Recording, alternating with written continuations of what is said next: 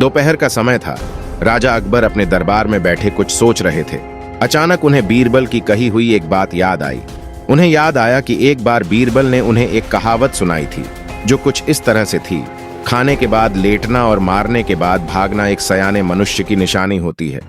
राजा सोचने लगे, अभी दोपहर का समय है, यकीनन बीरबल खाने के बाद सोने की तैयारी में होगा।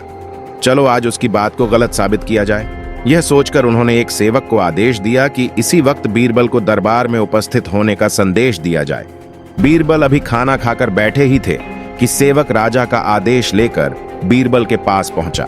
बीरबल आदेश के पीछे छिपे राजा की मंशा भली भांति समझ गए। उन्होंने सेवक से कहा, तुम थोड़ी देर रुको, मैं कपड़े बदलकर तुम्हारे साथ ही चलता हूं। अंदर जाकर बीरबल ने अपने लिए एक तंग पजामा चुना।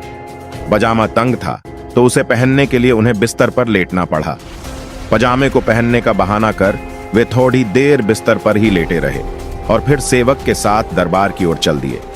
दरबार में राजा बीरबल की ही राह देख रहे थे।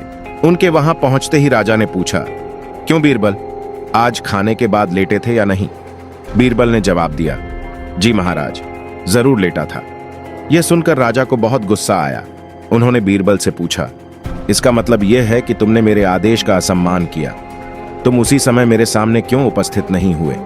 इसके लिए मैं तुम्हें सजा देता हूं। बीरबल ने तुरंत जवाब दिया, महाराज, यह सच है कि मैं थोड़ी देर लेटा था, लेकिन मैंने आपके आदेश की अवहेलना नहीं की है। आपको मुझ पर यकीन न हो तो आप सेवक से इस बारे में पूछ सकते हैं। हाँ, यह अलग बात है कि मुझे इस तंग पजामे को पहनने के लिए बिस्तर पर लेटना पड़ा था।